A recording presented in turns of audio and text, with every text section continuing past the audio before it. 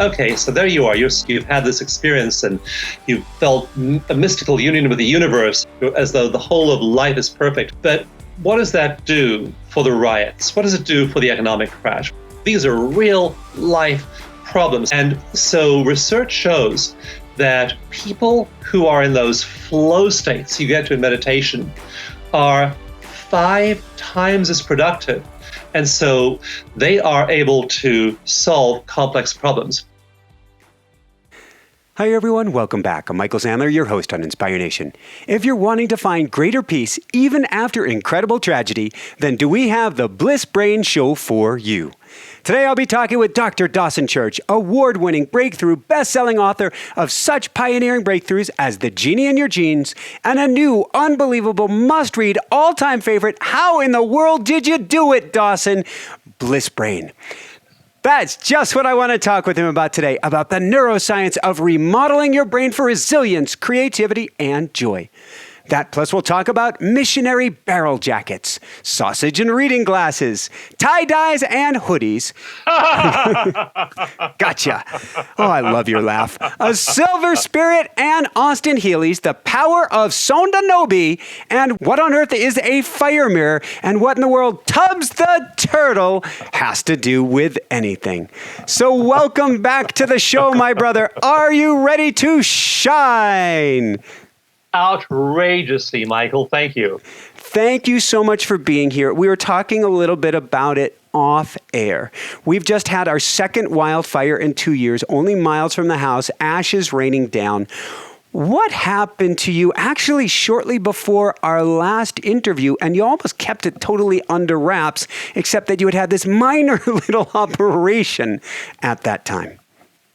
Yeah, well, I had really just life-altering experience in the California wildfire in 2017. And my wife and I she woke me up in the middle of the night, 12:45 a.m. I looked at the alarm clock. I saw a glow on the horizon, walked outside. There was a wildfire racing toward our house. I yelled at her to get out of there and just grabbed her hand, grabbed the car keys. We sprinted for our car. And as we drove out our driveway, she looked up because she felt all this heat above her head, and she looked up at all the trees that she saw through the moonroof above her were just aflame. All the branches of the trees were burning. And so we had that shattering experience. We lost our home, our office.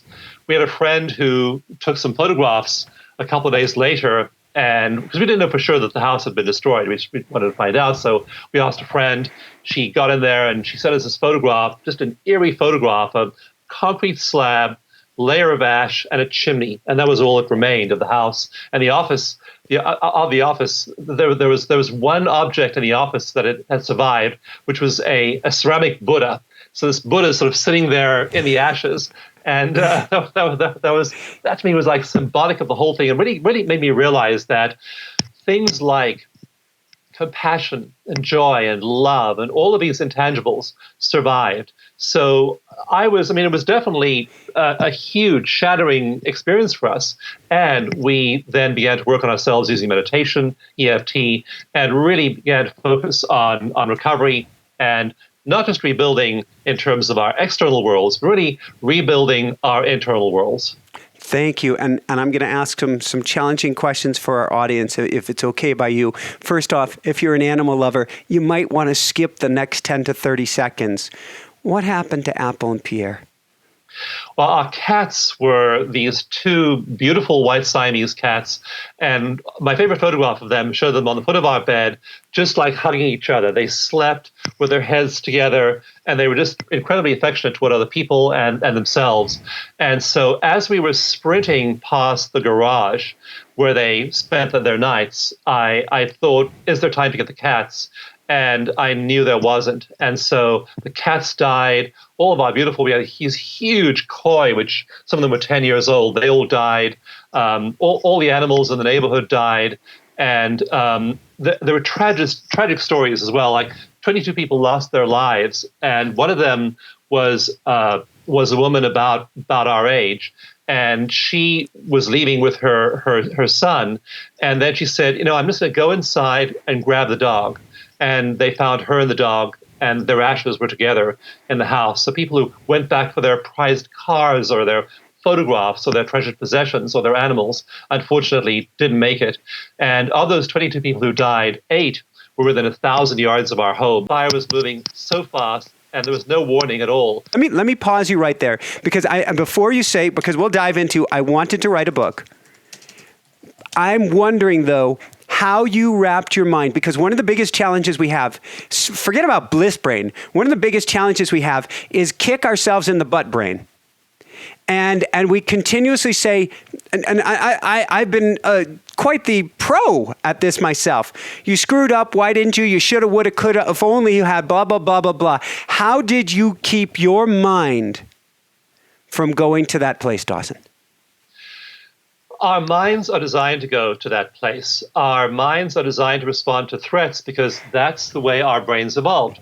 So just think about 2 early human beings 100,000 years ago, 400,000 years ago. And one of them is just in this really relaxed, happy, peaceful state. The other is paranoid. They're looking at the environment all the time for threats. That's the person who survived. So happy people tended to get eaten by the tiger. The person who was scanning the horizon all the time, looking for the slightest blade of grass out of place, that person survived. And so just evolutionarily, our brains evolved to pay attention to the bad stuff. That's just the way we are naturally designed to focus on threats and exceptions to the rule.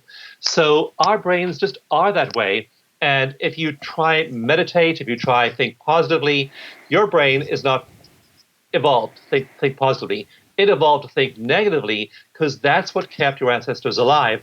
Not only that, but the most paranoid people in every generation survived and then passed those genes to their kids, who then passed the most paranoid genes to the next generation, until here we are in a world with very few actual threats to our survival, and yet we're negative thinkers. So it's hard to do that. And when we've had an actual tragedy like a death or the fire or the economic crash or the pandemic, or whatever might be disturbing you, when you have a real problem as well, your mind tends to focus on that over and over and over again. If there are no imaginary ones, it focuses on real ones. When there are no real ones, it can just pluck up any kind of disaster from your past or future imagined disaster to focus on.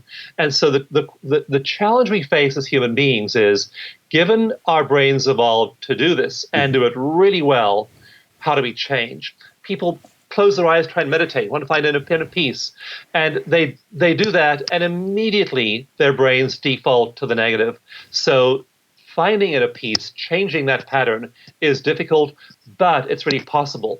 And that's the exciting message, is that people like Tibetan monks who have spent 10,000 hours in meditation, like Franciscan nuns who've spent 20,000 hours in prayer over their lifetimes, they start to produce seriously different brain activity in their brains temporarily, and then eventually their brains start to change. Why, after all of these experiences, did you want to write this book? Because this book is a masterpiece.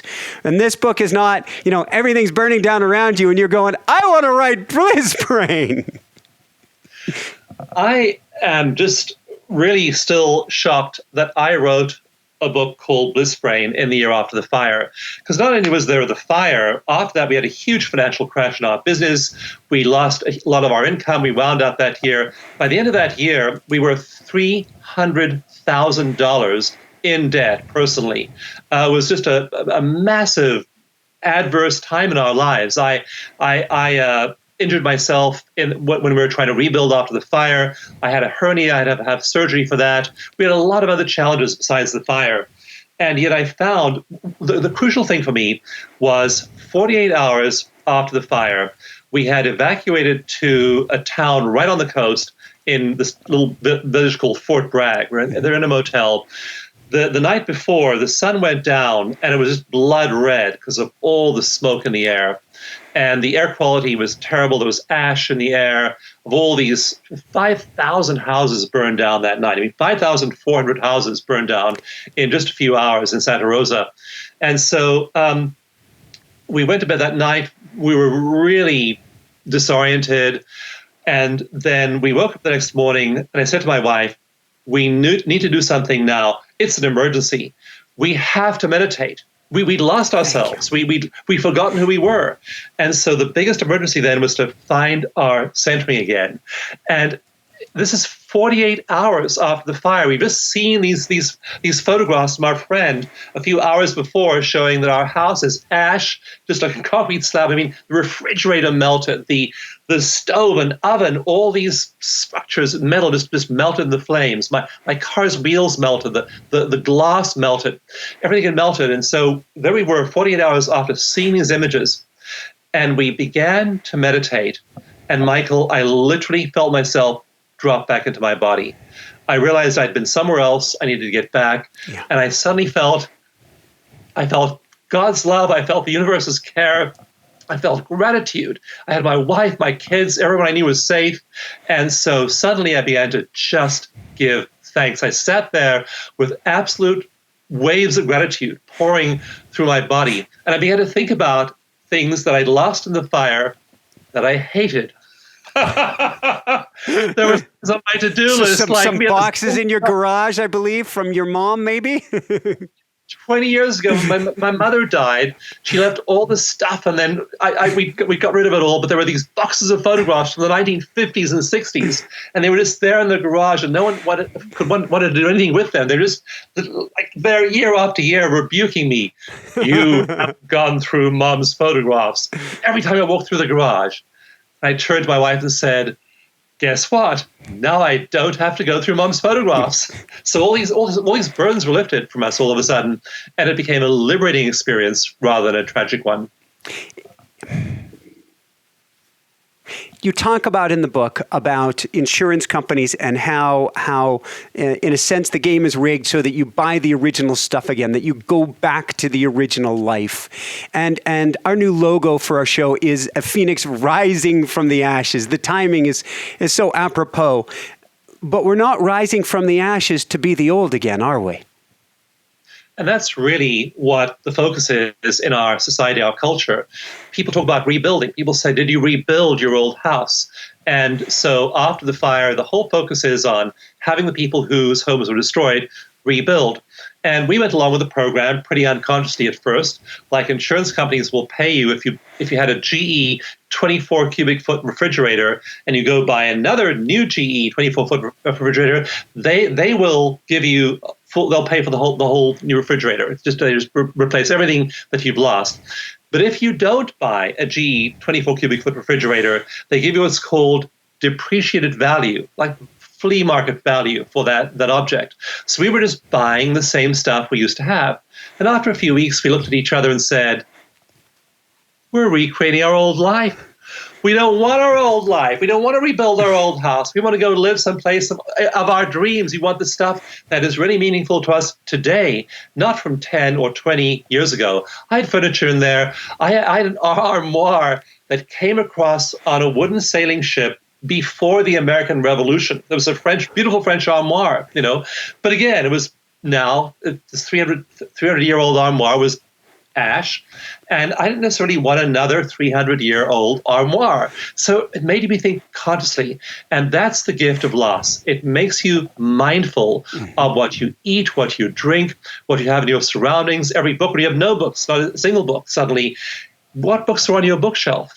When you have no objects in your house, what objects will fill you with pleasure, will make you mindful? So suddenly it forces on you this act of mindfulness. And so you're having the slate wiped clean, and you have to consciously choose the life you have when the old life is swept away. So that's the gift of any tragedy in our lives. How have you, and then we're going to dive into the book here, but it's so curious for me because we're going into an RV and we may full-time in an RV, which means we're going to have to be very particular about what possessions travel with us, what has the most meaning, and nothing else comes with it. A lot's already being donated. Some will find its way to storage, but we're finding everything has an energy to it. Everything we own. And so the more that you can either clip that energy or be mindful of it, the more free you are. So I'm curious, what have you built since then? And what have you consciously, mindfully chosen to bring in? We've chosen mindfully to have some things in our home that we bought, other things we were given, and we've said no to things. People have offered us various things that we could have said yes to, but again, choosing mindfully. And so colors, for example, we said, what colors are really healing for us? So we began to get things that were those colors and say no to things that weren't those colors. And it took like 2 or 3 years. I mean, it's almost 3 years now. Mm-hmm. And so several times we've said, we like that couch. It's not quite the right color. So there's going to be no couch there, maybe for a year. Now, you want to rush in and fill up your life when you've had a loss like that.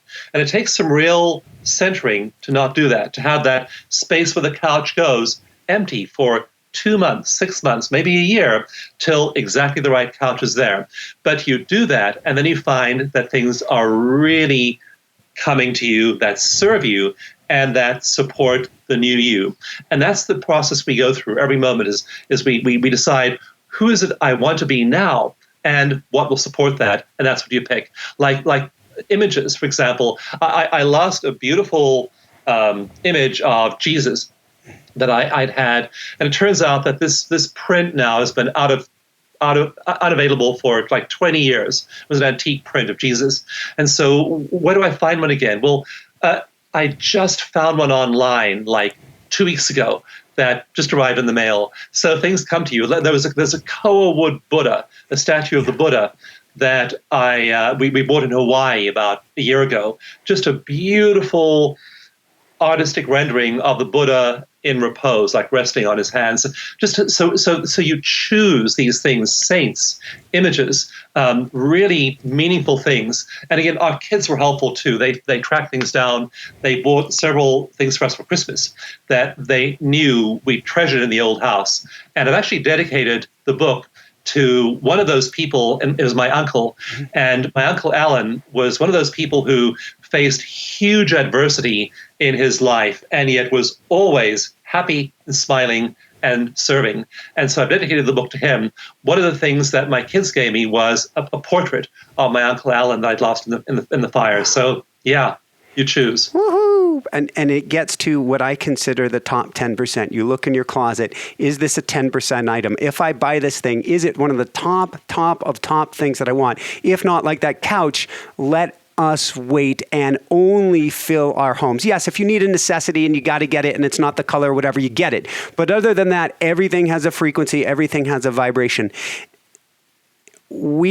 Part of what is pushing us forward, and this is where I want to go with this, is we this summer had our third miscarriage, third in a row. And between you and me, greatest thing in the world. I'm going to cry now. But the greatest thing in the world.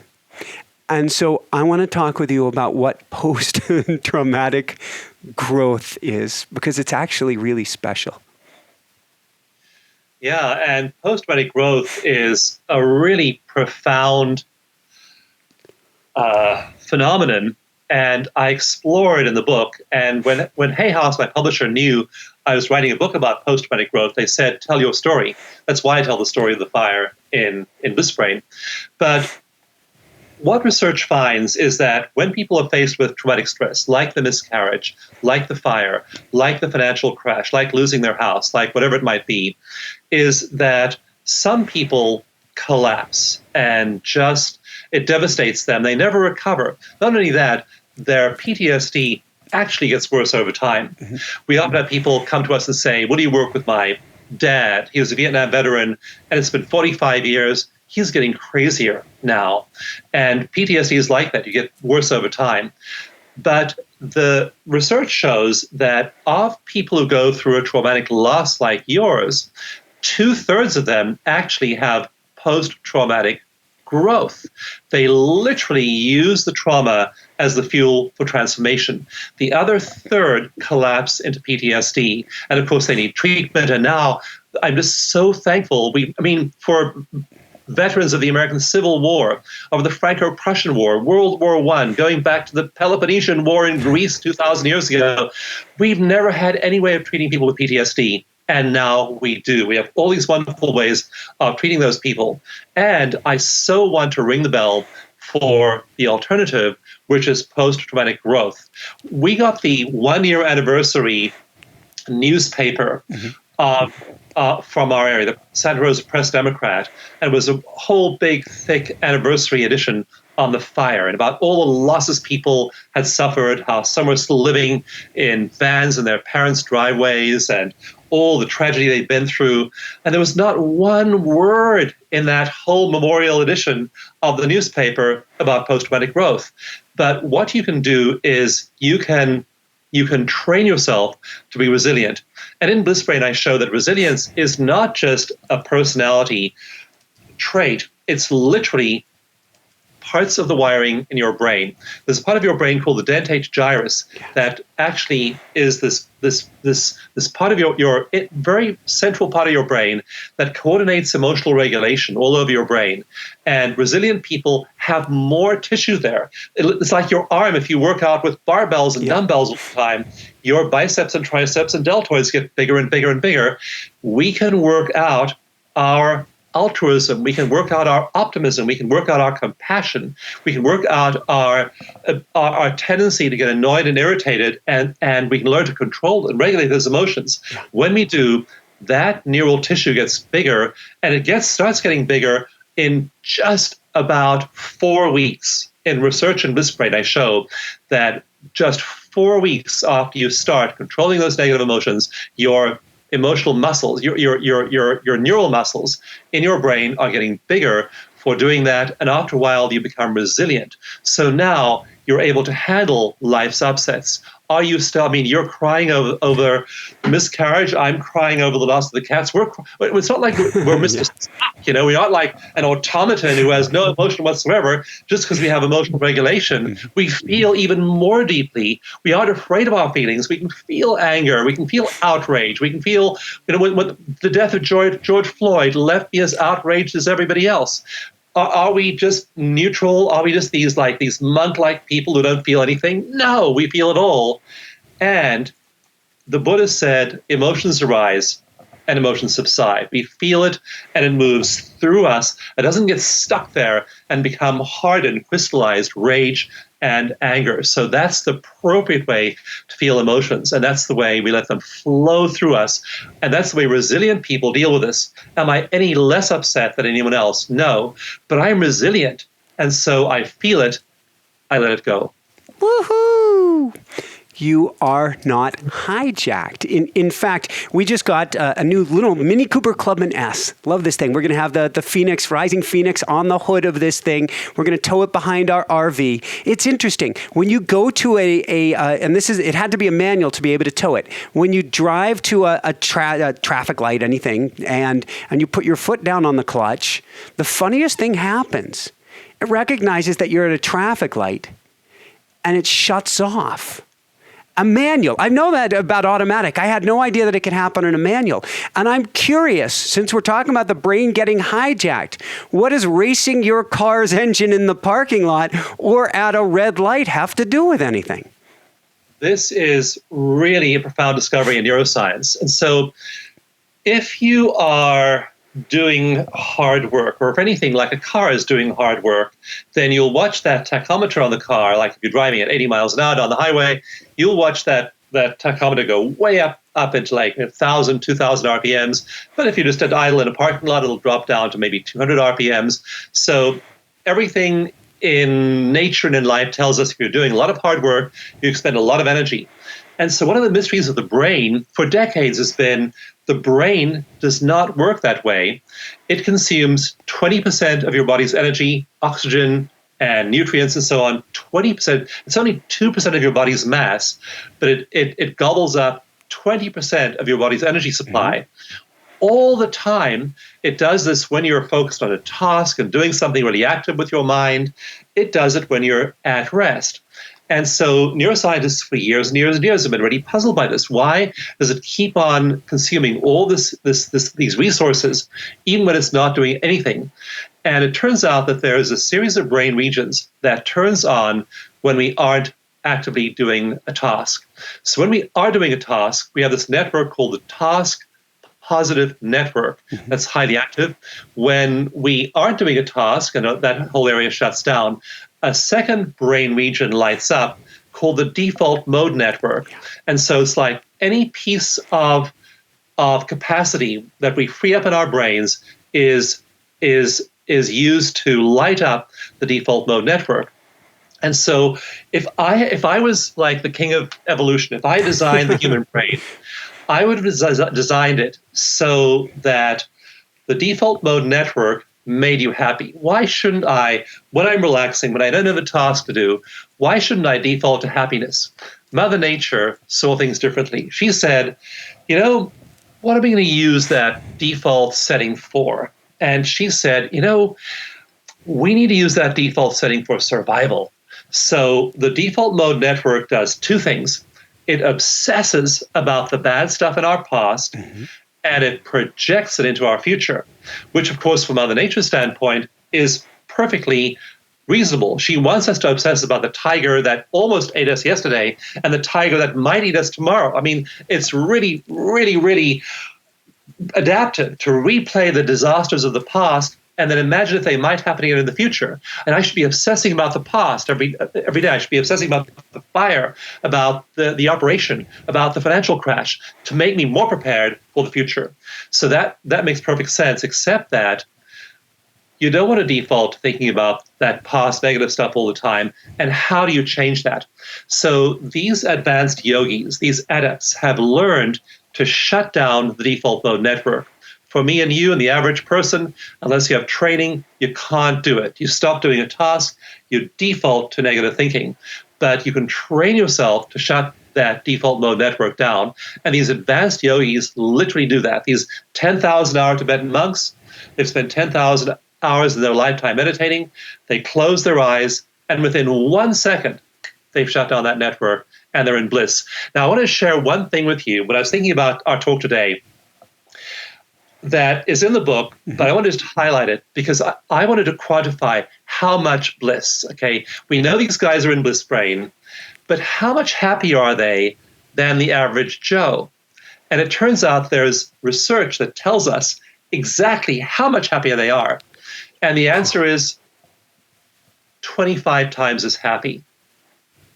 Not 25% more happy, 25 times as happy. There's this brainwave called gamma. It's a really high brainwave, and happy people, unstressed people have its wave of love, of joy, of creativity, of productivity. Gamma is the wave of integration in your brain. Most people have little bursts of gamma, 2, 3, 5-second bursts of gamma occasionally throughout the day. These monks sit down, close their eyes, and they can have 15 minutes of gamma. They can have an hour of heightened gamma, and not just 10% more gamma. They have 25 times the gamma. They're 25 times as happy, as creative as the average person. So these kinds of meditation trainings can make a huge difference objectively in the functioning of your brain and your happiness level. So I'm very curious. You and I both know Dr. Andrew Newberg, had him recently on the show again, and we're talking about what enlightenment in the brain. What we're really talking about is exactly this: meditation and long-term professional, we'll call them meditators. I'm curious, have you gotten yourself tested yet? I have. I have. You're one of the happiest people I know, and you have the greatest Buddha laugh on the planet, bar none. End of story. You've done your homework daily. You do the practice. It's so funny because for years it never ever occurred to me to get myself hooked up. I was hooking up all these other people and doing an MRI study, doing EEG studies, and eventually one of the scientists in one of those studies said, "Hey, Dawson, give me an hour. I'm going to hook you up." So she did. And she found I was able to reach this state called the awakened mind, and I could do it in under a minute. Now, again, you need a lot of practice to do that. You can't just, most people, it takes us about 4 minutes to get them there. Now, again, that's better than 20 to 40 minutes. Andrew Newberg says it takes the average meditator 20 to 40 minutes to hit that kind of state. With the right training, we know you can be there in under 4 minutes. I took a group of people over New Year's doing a retreat with me, 7-day retreat. And the first day, they were there in maybe that 20-minute mark that Andrew Newberg talks about. But after a week of practicing meditation every day and doing it in the most efficient possible way, they were able to get there in under 4 minutes, one woman in 47 seconds. So you can improve your time into meditation. Very, very cool. So what is the Enlightenment Circuit? How do we begin to build this? The Enlightenment Circuit is the antidote to the default mode network. So it's parts of the task positive network, and it's a set of brain regions lit up in people who are really happy. Like, for example, there's part of the brain called the temporal parietal junction, right over here above your ears, and it's like a network information sorter. So it's sifting out information that is not helpful to your meditation. Oh, I can hear the trash can lid banging while the garbage man picks up the trash out there. Not helpful to meditation. So the TPJ will help sort that out. So it's active in meditators. The part of the brain that shuts down, there's one part of the brain that builds the sense of self. We literally have a part of the brain called the mid-prefrontal cortex, right here between our eyes. And that part of the brain constructs our sense of self. I see you're wearing 108 beads. I see you have a light blue shirt on. I have a dark blue shirt on. Did I stumble over that word? What time of day is it? Am I hungry? It's just building that sense of self all the time. And in these adepts, that part of the brain literally shuts down. Andrew Newberg finds that it has a 40% drop-off in function. It just switches off, goes dark. And the Enlightenment Circuit, with temporal parietal junction, parts of the brain that make you happy, part of the brain called the ventromedial prefrontal cortex, suppresses negative emotion, that turns on. And once that Enlightenment Circuit is all turned on, you enter what I call Bliss Brain. And when you do it once, Michael, you know it's possible. My goal with people is to just have them do this thing one time. Because when you do it one time, Newberg says that the brain that does it one time never settles back into the same configuration. It then knows that blissful state is possible, and then you're tempted to pursue it because of all the cool drugs you get when you do. Well, it's funny that it's funny you say cool drugs, because in essence what you're becoming is a pusher or you're becoming a pimp for these good drugs, because once you've felt this once. Yeah, I'm one of the world's most persuasive drug pushers. I'm pushing ayahuasca, I'm pushing cocaine, heroin, alcohol, THC, which is what marijuana gives you. Heroin, I'm pushing it all. God only knows what YouTube is going to do with the algorithm to this thing now. Yeah, when I read that research that anandamide, the main bliss molecule that's generated in the brains of meditators, has the same chemical structure as THC, which is the active molecule in marijuana. It literally docks like a lock and key with the same receptors in your brain, making you feel blissed out. I mean, anandamide, that's pretty cool. But then you get dopamine, your main motivational molecule. You get serotonin, you get beta endorphin. In one study, beta endorphin was shown to be 23 times as powerful as synthetic morphine. So when you're making all that beta endorphin in your brain, you sit down to meditate, and it's like my knee's a little bit sore, and is the temperature in the room here right? And I have the scratch on my left side of my cheek. And then beta endorphin floods your brain.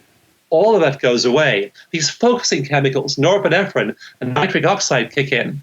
And so now you have floods of serotonin, which is the same chemical composition as psilocybin, magic mushrooms, and dopamine, which you get from cocaine and smoking. So here you're getting all of these drugs flooding through your brain, and you wind up, I mean, I'm so stoned off meditation. It takes me a little while to come down and start like doing work, noticing that I have a body and dealing with the outside world.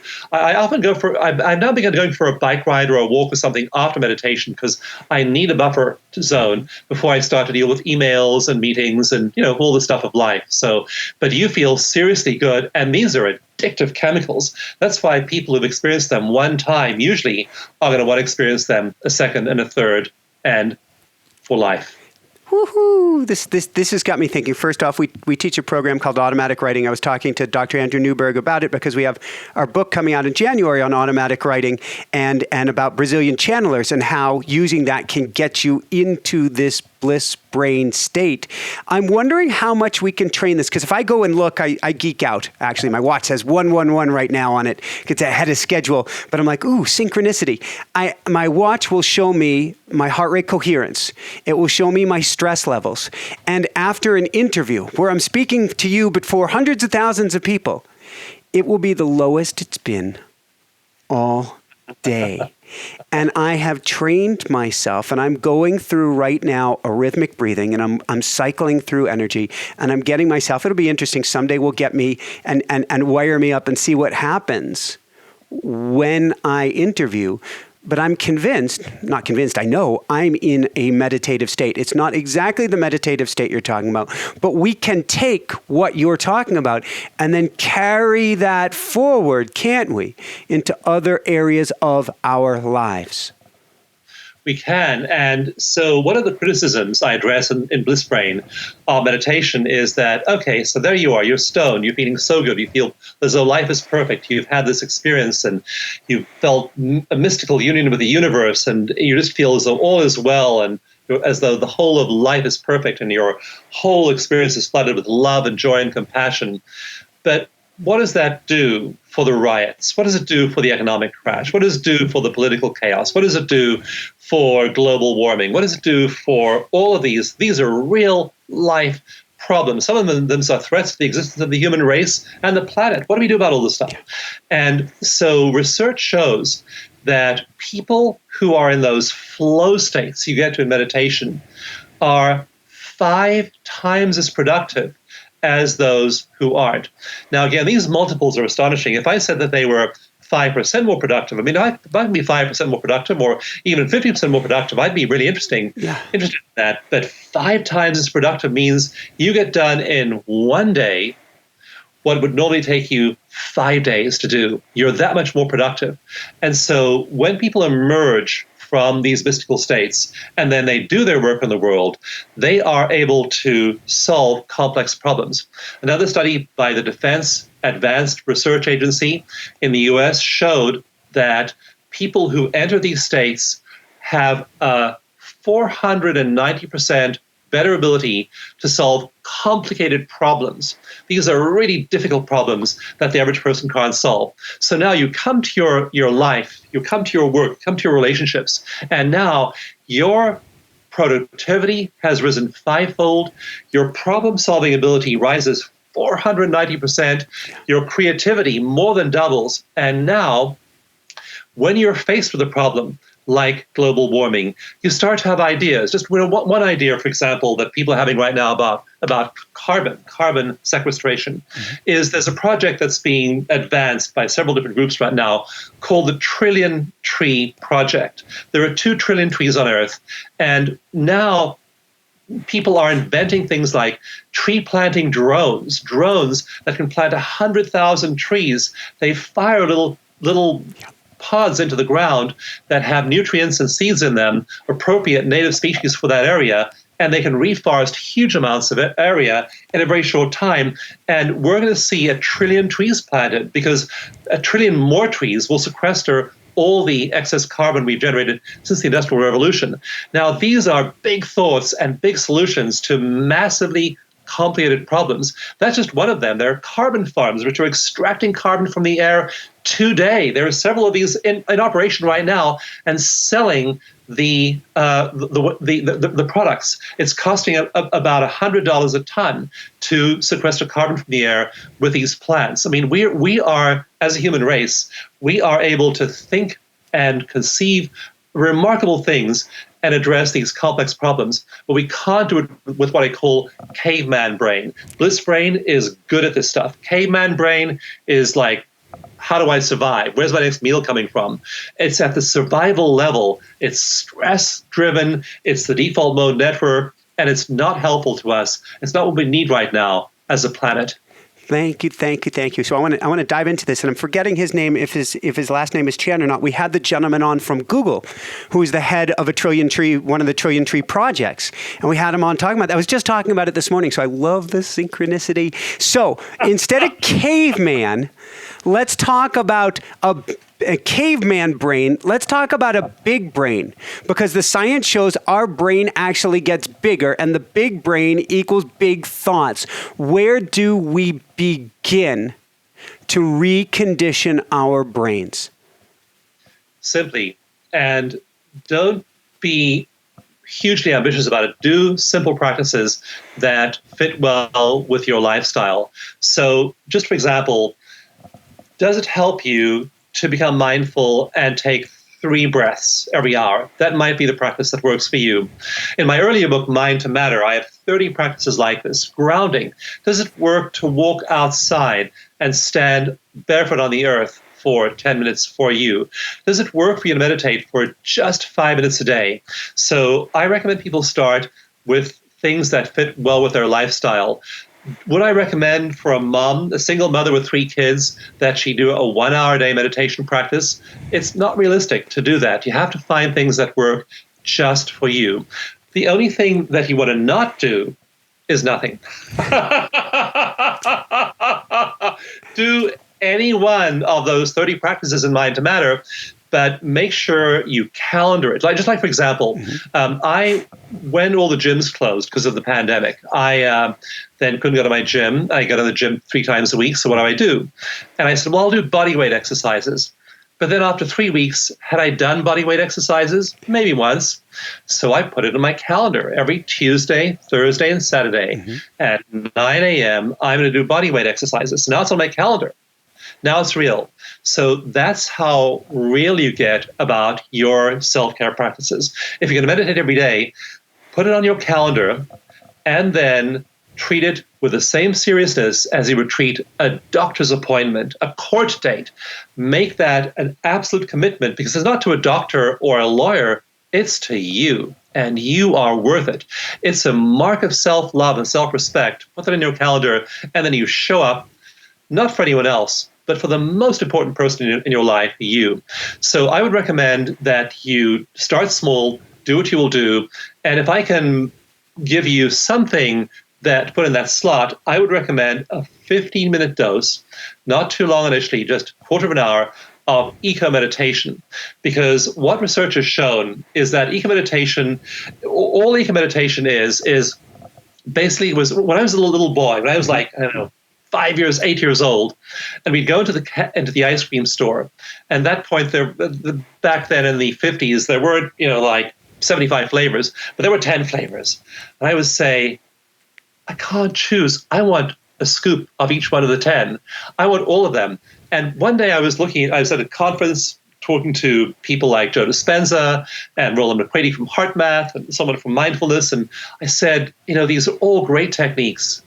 Let's string together EFT tapping and mindfulness and heart coherence and biofeedback and neurofeedback and self-hypnosis all in one big ice cream. And what will happen if I do this? And I did it, and boom, suddenly I began sharing it with other people, and they could meditate. They're in this deep meditative state just in a few moments. So I call this thing eco-meditation. And now we've begun to do some clinical trials. People get happier, seriously happier if they do this, and they keep on getting happier for months to come. So we've now done several studies using EEGs, one not published yet using MRIs. Yeah. And that MRI study was stunning. They listened to a 22-minute eco-meditation track every day for 4 weeks. And that part of the brain that governs selfing, making your self-story and making sure you suffer, the mid-prefrontal cortex. I like that, making me suffer, the I, me, my part of the brain. The me show, I call it. And it's like looking at the brain scans from that study are stunning. The me show just turns off. That part of the brain just went dark. And then the part of the brain to do with compassion was lit up like a Christmas tree. These people are experiencing universal love, oneness with the universe. Now, they're not experiencing love for a particular person. Mm-hmm. They're experiencing love for every single atom in the universe. And they're in bliss. They're in Bliss Brain. And in 4 weeks, it's producing structural changes in their brains. Woohoo! All right, just a few more things that I want to dive into an eco-meditation. I'm curious, what's a neural reconsolidation exercise? You want to do neural reconsolidation, and it means when neurons become flexible and then connect in different configurations. I have one image in Bliss Brain of real-time, high-resolution electron microscope, And it shows these neurons, just neurons side by side, and you watch them slowly, actually they're kind of like in diagonally on the screen, they slowly reach out and they connect like this. And that little movie is 12 seconds long. In just 12 seconds, you're having neural connections made.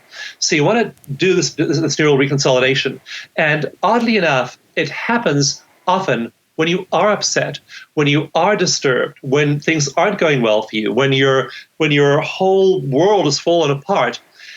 If you give yourself a guiding idea and a vision of who you are, then your neural network can reconsolidate itself around that. That's called the reconsolidation window. So you have this traumatic shock, and then that window is 4 hours. And I won't go into the experiments that measure the 4-hour window. But when you've had one of those kinds of stressors, you can then reconsolidate those neurons. And where before you were depressed, you were unhappy, you were anxious, you were afraid, now you reconsolidate your neural network and you become resilient. And again, it doesn't take a long time. In 4 weeks, just a few minutes a day, people are doing that. Is there one exercise on top of the eco meditation, we're going to do that, but specifically on the reconsolidation that we can start to grow these neural networks the way we want to grow them?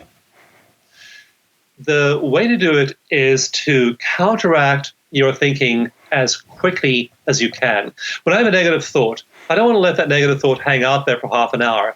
I tap, I do EFT. I just tap, let it go right now. I don't let it sit there like building new neurons for 20 minutes or half an hour.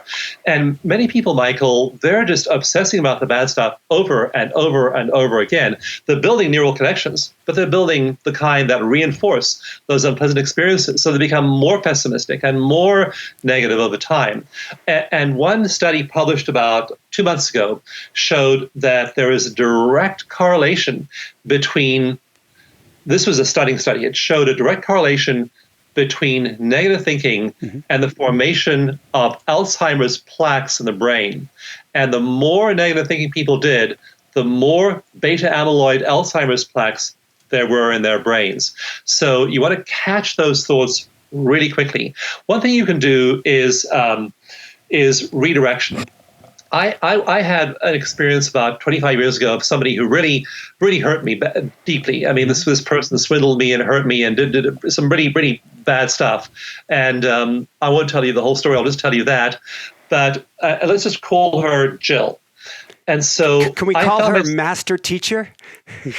Jill the master teacher, right? Yeah. So Jill the master teacher, and I was obviously doing what the default mode network does, is I was thinking about Jill, and I was so angry toward Jill. I was thinking about Jill obsessively, day after day after day, week after week after week after week. I couldn't stop myself because that's what the default mode network does. It makes sure you relive all the bad Jill experiences, and then you project them into the future and say, I'll never get involved with someone like Jill again. And then you scrutinize every person you meet for Jill-like characteristics. So anyway, what I said was, every time I think of her name, Jill, I'm going to think of Mother Mary. So whenever I thought Jill, I would think Mother Mary, Mother Mary, Mother Mary, Mother Mary. And so now Jill and her name and her face became stimulus to think about Mother Mary. So I reconditioned my neural network to associate Jill with Mother Mary.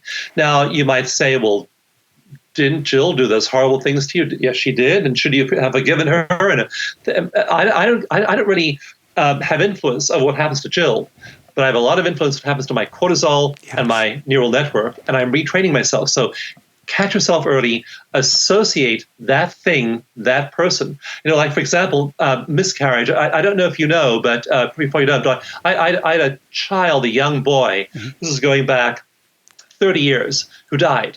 And it was just a tragic experience when my ex-wife and I had a little boy who died.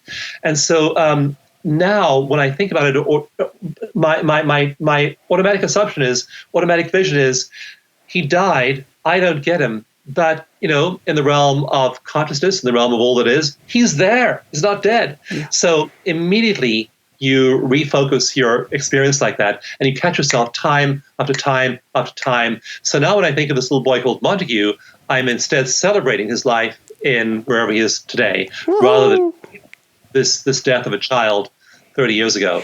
Thank you, and thank you so much for sharing.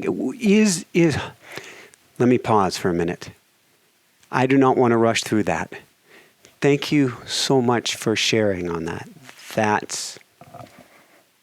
Thank you.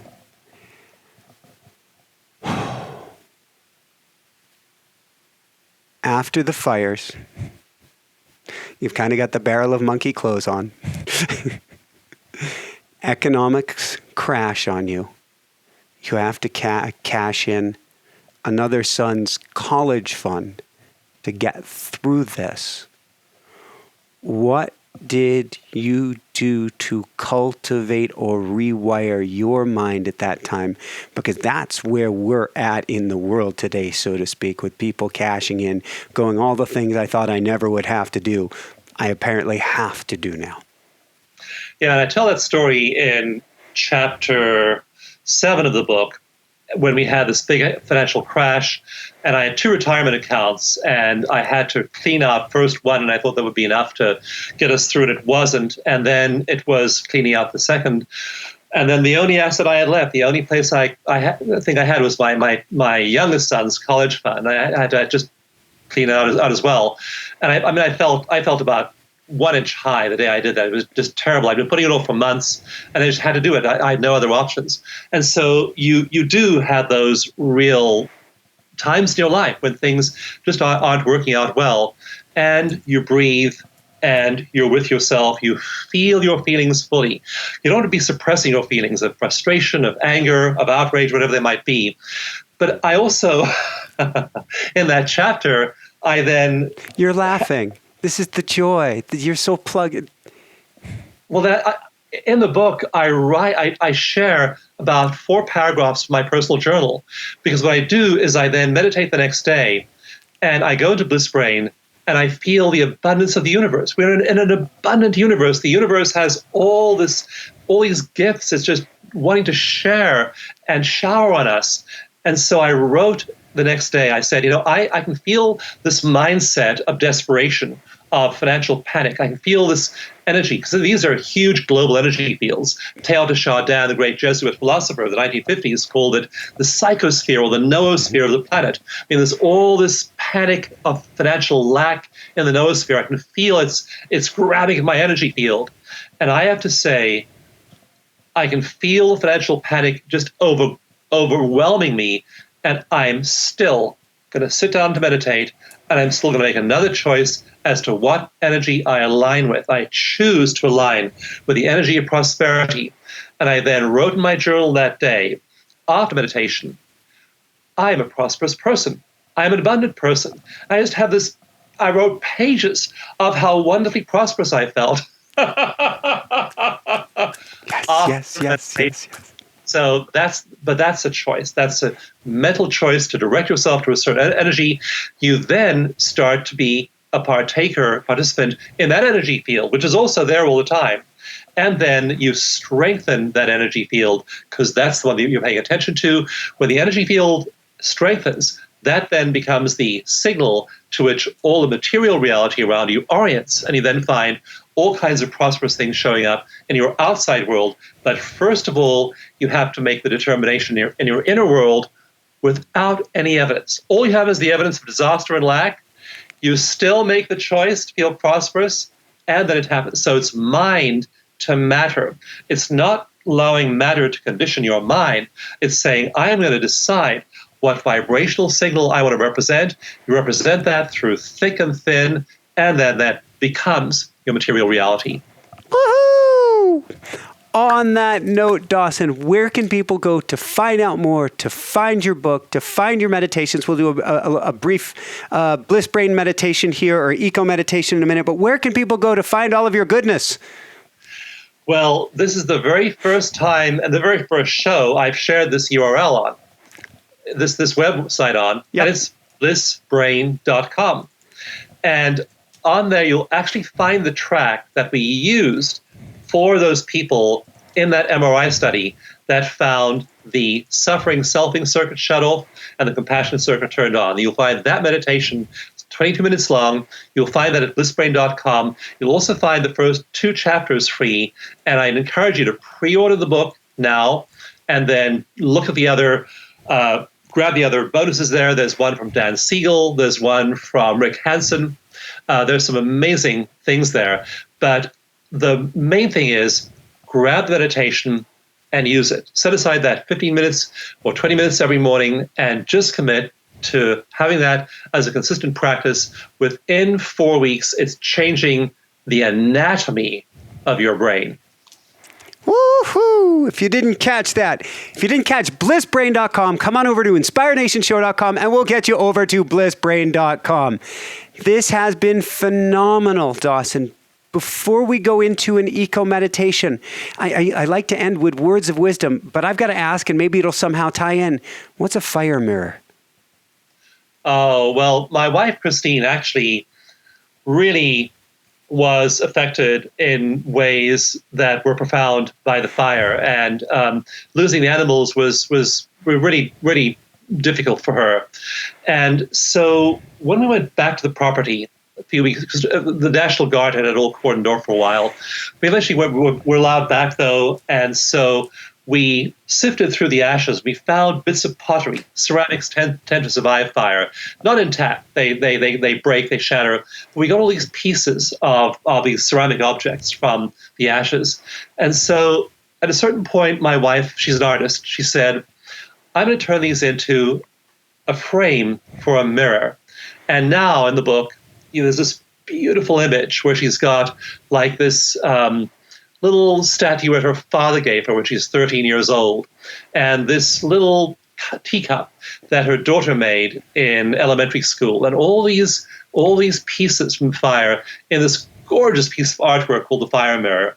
So again, it was a symbol to us. You take the stuff, the shattered parts of your life, if you're resilient, and do you feel regret? Yes. Do you feel sadness? Yes. But then you use those things and you make this beautiful artwork, and that's your future. And every one of us, Michael, is doing that every moment. We all can make our fire mirror. We all are able to find those things in our lives that seemingly are crushing tragedies and losses. And then with mindfulness, with resilience, that's why the subtitle of the book is use those 3 words: resilience, creativity, and joy. You become a resilient person with a resilient brain. You pick up the pieces of your life and you make something beautiful with that which was shattered. Woohoo! 2 tiny last things and then meditation. First off, you found, I'm going to call him Mr. Tubbs. That was too funny. That was 2 weeks after the fire.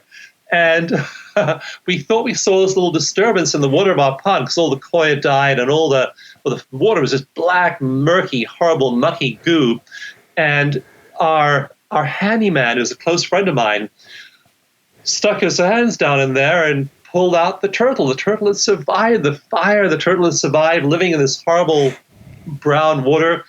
And so this turtle, Tubbs the turtle, survived, found 2 weeks after the fire, and wound up living out the rest of its days in a friend's pond. Beautiful. And then as a complete and total car nut, as you can tell, are you lighter and do you feel better now without your Rolls-Royce Silver Spirit?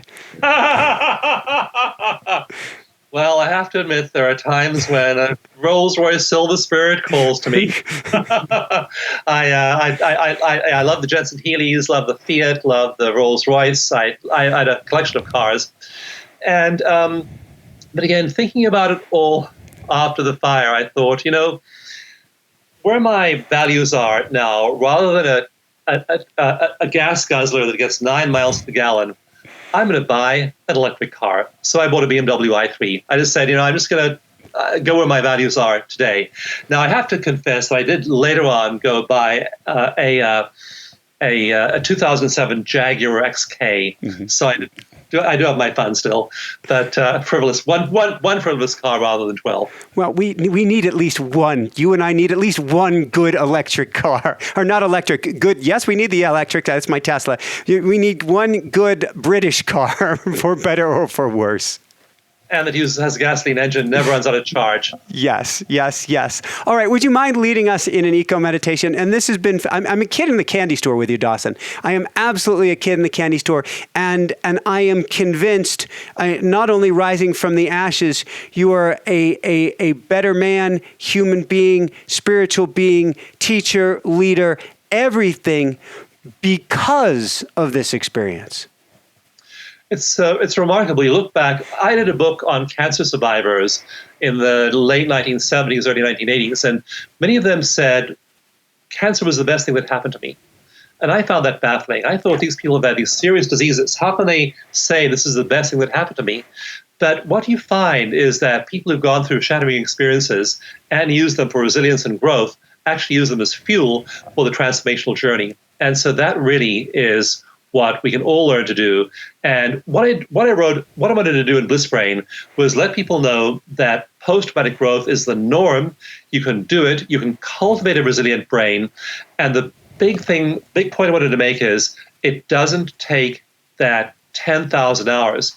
You can start to remodel your brain in the first 30 days of this kind of practice. So it's happening fast. And that extent of happiness, you can be 25 times as happy as you are today. How's that for a promise? Woohoo! Awesome. Would you mind leading us in a 25 times happier meditation? Let's go for it. So feel your body, feel your breath, close your eyes. Actually, before you close your eyes, just do a little bit of tapping with me. Yes. Loosen your feet first. So leave your eyes open and tap with me on side of your hand over here. Just imagine all stress leaving your body. We'll tap on each of the acupuncture meridian endpoints. Tap over here on your top of your head, on your governing meridian. Tap over here where your eyebrow meets the bridge of your nose. Bladder meridian. All stress now leaves my body. Tap on the side of your eye. Imagining all stress leaving your body. Tap under your eye, under the pupil of your eye, stomach meridian. All stress leaves your body. Tap under your nose, end point of your governing meridian. All stress leaves your body. Tap on your chin. As though any last little pockets of stress flow out of your body, your energy field, your emotions. Tap where your collarbone meets your breastbone. The last of the stress is now flowing out of your body. Tap onto your arms. And then tap one more time on the side of your hand. Relax your hands, close your eyes. And relax your tongue completely on the floor of your mouth.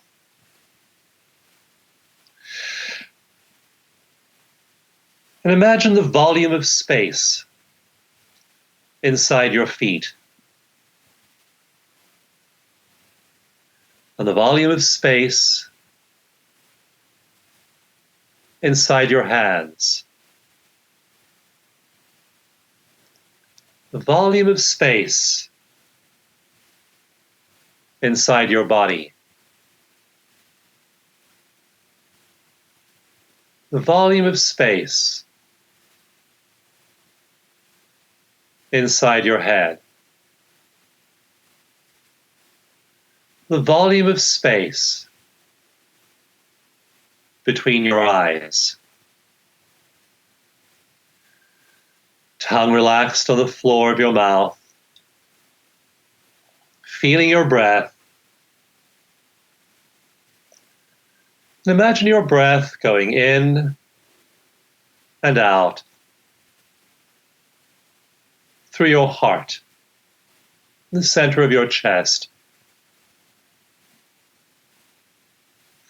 And slow your breathing down to 6 seconds for in-breath.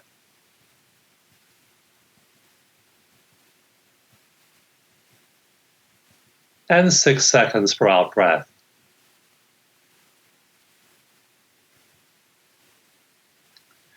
Tongue relaxed on the floor of your mouth. Big, empty space between your eyes. And imagine the energy of the universe, life force, pouring down through the top of your head, animating every cell of your body, animating every energy center in your energy field.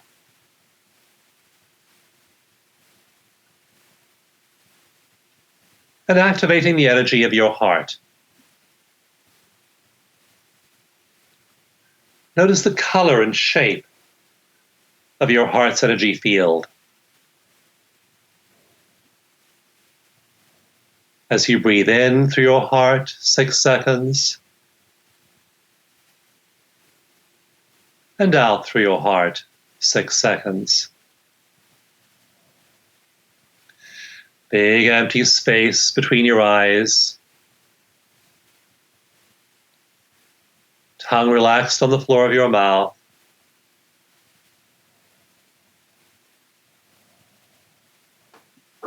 Breathing in and out through your heart.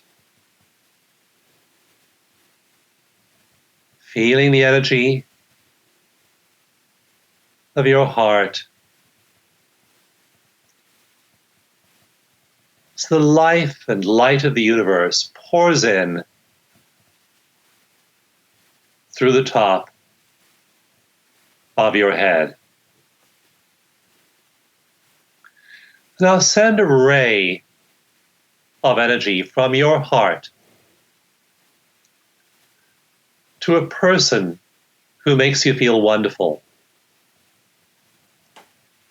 It could be a saint, it could be a historical figure, it could be a person you know.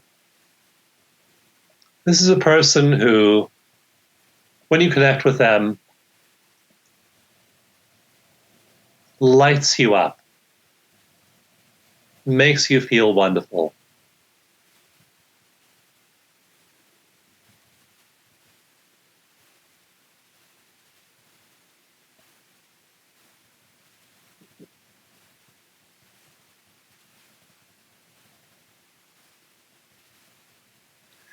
Notice the size and shape and color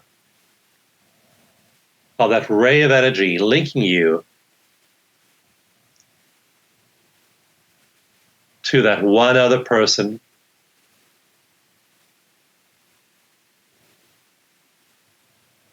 And feel the love and compassion flowing from your heart to their heart.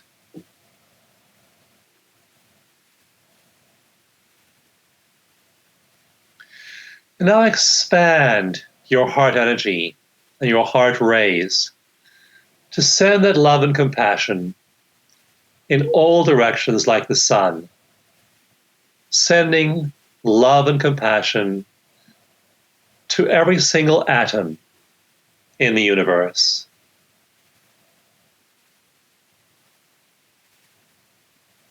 Holding every single atom in the universe in the love and compassion in your heart. Tongue relaxed on the floor of your mouth. infinite space between your eyes. Breathing in through your heart, 6 seconds. Breathing out through your heart, 6 seconds. And now gently refocus all your heart energy on just that one person who makes you feel wonderful. Detaching your energy from every atom in the universe and focusing it only on that one person who makes you feel wonderful. And now gently releasing that connection and drawing your heart energy all the way back inside your own heart, your own body.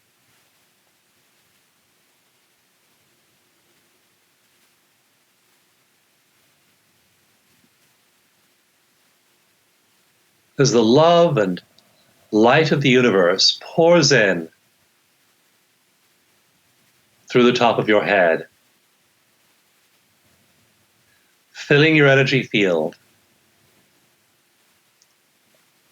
filling your cells, filling your past, present, and future.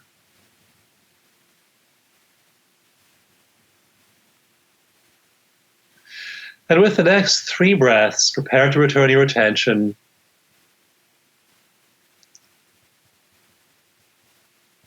back to the here and now, back to your environment,